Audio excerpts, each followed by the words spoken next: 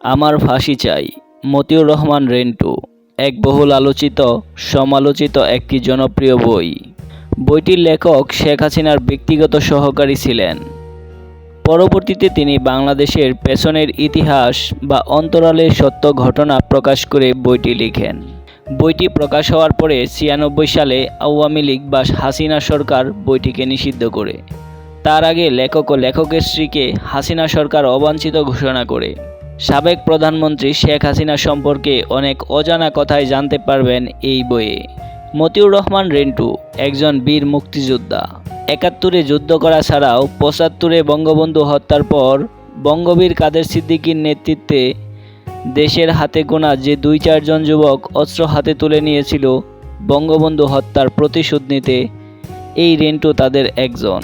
শেখ হাসিনার রাজনীতিতে যোগ দেওয়ার পর মতিউর রহমান রেন্টুকে ব্যক্তিগত সহকারী হিসেবে নিয়োগ দিয়েছিলেন তিনি। চলুন জেনে নেওয়া যাক আজকের এই ভিডিওতে কে এই বীর মুক্তিযোদ্ধা মতিউর রহমান রেন্টু। মতিউর রহমান রেন্টু বাংলাদেশের স্বাধীনতা যুদ্ধের একজন অংশগ্রহণকারী মুক্তিযোদ্ধা এবং বিতর্কিত লেখক। তিনি ১৯৭১ সালের মহান মুক্তিযুদ্ধে অকুতোভয়ে লড়াই করেছেন এবং দেশের স্বাধীনতার জন্য জীবন বাজি রেখেছেন। তার মুক্তিযোদ্ধা হিসেবে অবদান স্বীকৃত, যা প্রমাণিত হয় সরকারি নথিপত্রে তার নাম অন্তর্ভুক্তি এবং ভারত সরকারের দেওয়া বিরল সনদের মাধ্যমে। রেন্টু গোপালগঞ্জের মুকসুদপুরের আব্দুল বারীর পুত্র ছিলেন।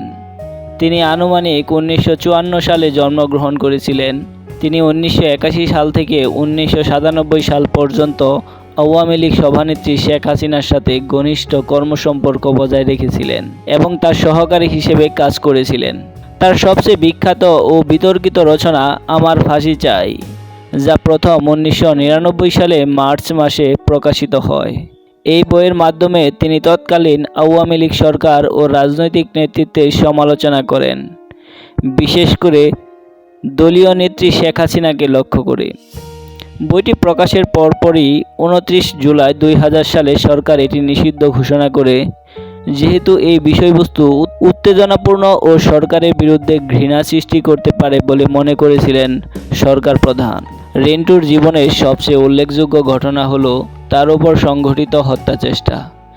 ২০০০ সালের ২০ জুন তার বাড়ির সামনে বিকেল ৩:৩০টায় ৯ নম্বর বিকে দাস রোডে তাকে লক্ষ্য করে গুলিবর্ষণ করা হয়।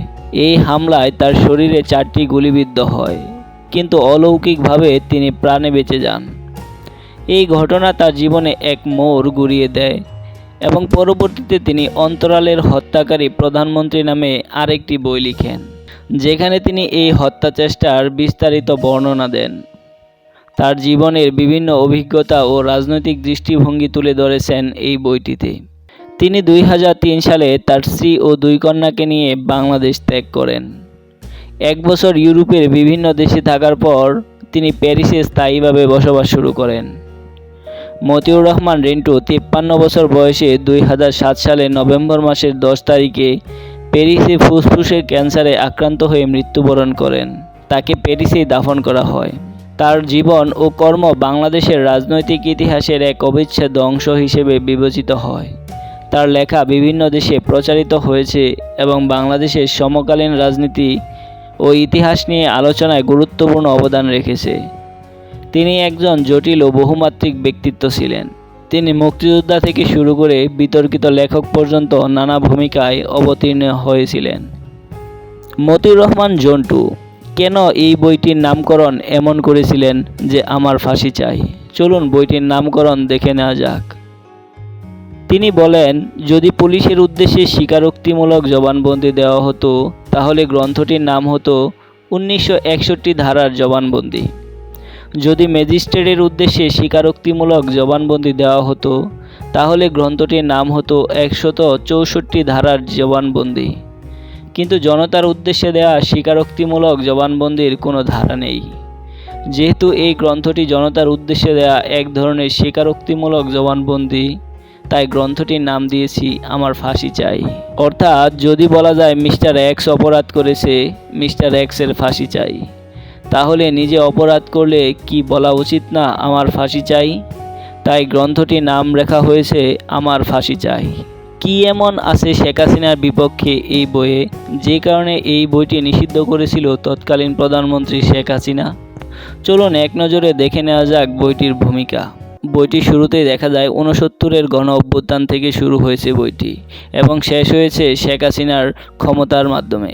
চলুন কয়েকটি উল্লেখযোগ্য সূচিপত্র দেখে নেওয়া যাক এই বইটির। প্রথমেই আছে 7 মার্চের ভাষণ, তারপর হারিয়ে যাওয়া শেখ মুজিবুরের জনপ্রিয়তা ফিরিয়ে আনা, তারপর রাজনীতিতে শেখ হাসিনা,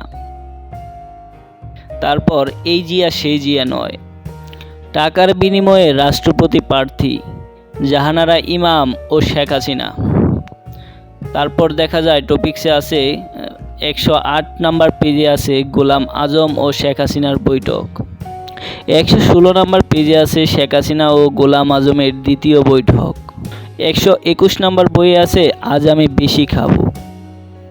122 নাম্বার পেজে আছে জাহানারা ইমাম মরেছে আপদ গেছে। 131 নাম্বার পেজে আছে রাজাকারের ছেলের সাথে বিয়ে দেব না। 155 নাম্বার পেজে আছে রাজাকারের কাছে আসন বিক্রি। 156 নাম্বার পেজে আছে হিন্দুরাই আমার বল ভরসা। 163 নাম্বার পেজে আছে রওশন এরশাদের পা ধরা। 173 নাম্বার পেজে আছে দুই বোনের ভাগাভাগি। তারপর 174 নাম্বার পেজে আছে শেয়ার বাজার কেলেঙ্কারি। 182 নাম্বার পেজে আছে কাদের সিদ্দিকী বনাম শেখ হাসিনা।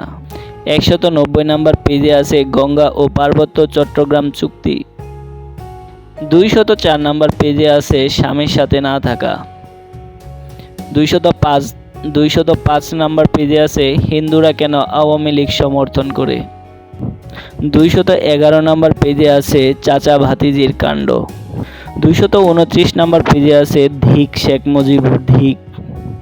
সর্বশেষ সবচেয়ে বড় টপিকস 233 নাম্বার পেজে আছে লেখক নিজে বলেছেন আমার শেখ মুজিবুরের ও শেখ হাসিনার ফাঁসি চাই।